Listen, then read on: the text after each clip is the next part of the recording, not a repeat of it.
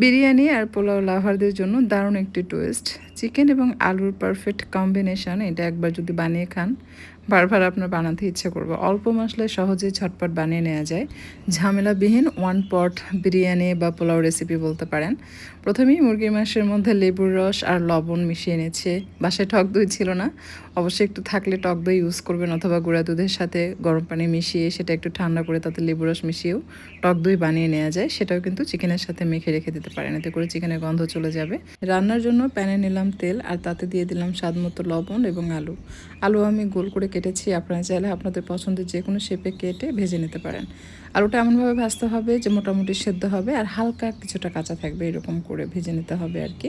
যখন কালারটা চেঞ্জ হয়ে লালচে হবে, তেল ঝরিয়ে উঠিয়ে আলাদা করে নিতে হবে। চিকেন রান্নার জন্য সেম তেলে দিয়ে দিচ্ছি গরম মশলা, তেজপাতা, দারুচিনি এবং সাদা এলাচ, সাথে জিরা দিয়ে দিলাম। আর দিয়ে দিচ্ছি পেঁয়াজ কুচি। এখানে পেঁয়াজ কুচি রয়েছে প্রায় 1.5 কাপের মতো, এবং সাথে সরিষার তেল দিয়েছি। আমি সরিষার তেল এবং সয়াবিন তেল দুটোর কম্বিনেশন এটা রান্না করছি। আপনি চাইলে সয়াবিন তেল দিয়ে এটা রান্না করতে পারবেন, আবার চাইলে শুধু সরিষার তেল দিয়েও কিন্তু রান্না করতে পারবেন। পেঁয়াজ বেরেস্তা হওয়ার আগ পর্যন্ত ভেজে নিতে হবে। এরপর অ্যাড করতে হবে আদা রসুন বাটা। আদা রসুন বাটা আমি 4 চা চামচ ভর্তি করে উঁচু করে নিয়েছি, যার জন্য আপনি যদি টেবিল চামচ দিয়ে মেপে দেন তাহলে 4 টেবিল চামচ সমান করে দিলেই হবে।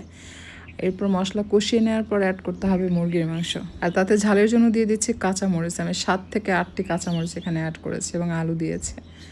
এরপর দিলাম সাদা কালো গোলমরিচের গুঁড়া। চিকেন এখন খুব ভালোভাবে এটার সাথে মিশিয়ে কষিয়ে নিয়েছি। অনেকেই কমেন্ট করেন যে অল্প মশলায় মজার খাবার রান্না করে দেখাবেন, তাদের জন্য মূলত এই রেসিপিটি। বাট আপনি যদি মনে করেন যে অন্যান্য মশলা ছাড়া খেতে ভালো লাগবে, তো একটু কনফিউজ থাকেন, তারা অবশ্যই চাইলে কিন্তু এখানে একটু ধনিয়ার গুঁড়া, একটু জিরার গুঁড়া, একটু গরম মশলা গুঁড়া অ্যাড করে এটা রান্না করে নিতে পারবেন। বাট এগুলো ছাড়াও কিন্তু ভালো লাগে খেতে, রান্না করে দেখবেন। মাংস ভালোভাবে কষানো হয়ে গেলে এই পর্যায়ে পোলার চাল দিয়ে এটাকে খুব ভালোভাবে মিক্স করে নিতে হবে। চিকেন আলু মশলার সাথে যেন ভালোভাবে মিশে যায়। এরপর ফুটন্ত গরম পানি অ্যাড করতে হবে। আমি এখানে চাল নিয়েছি 3 কাপ, পানি দিব 6 কাপ না দিয়ে তার থেকে হাফ কাপ কম দিয়েছি আর কি। যদি ভুনা মাংসের মধ্যে পানি পানি থাকে তাহলে কিন্তু 6 কাপের জায়গায় 5 কাপ বা 5.25 কাপ পানি দিতে হবে। আর যদি একেবারে ভুনা ভুনা হয়ে যায়, কোনো প্রকার পানি থাকছে না, তাহলে 5.5 কাপ পানি দিবেন 3 কাপ চালের জন্য। এভাবে করলে আপনার রাইসটা একদম পারফেক্ট হবে এবং ঝরঝরে হবে। আর ফুটন্ত গরম পানি দিবেন, দিয়ে জাস্ট মিক্স করে নিয়ে এই পর্যায়ে অ্যাড করতে হবে লেবুর রস, এতে করে রাইস ঝরঝরে হয়। আর সাথে দিয়ে দিচ্ছি স্বাদ মতো লবণ। লবণ কিন্তু এই পর্যায়ে অবশ্যই কড়া করে দিতে হবে।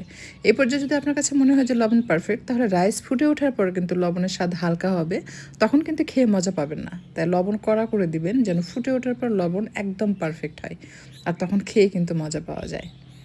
সো প্রথমে হাই ফ্লেমে রেখেছি, এরপর যখন এই যে পানি টেনে গিয়েছে ঠিক এই পর্যায়ে এসে এটাকে মিক্স করবেন এবং চুলা হাই থেকে একদম লো ফ্লেমে রেখে দিতে হবে, কারণ দমে বসাবো আমরা। এখন দমে বসাবো 15 থেকে 20 মিনিট। অবশ্যই মাঝে মাঝে ঢাকনা খুলবে এবং নেড়েচেড়ে দিব।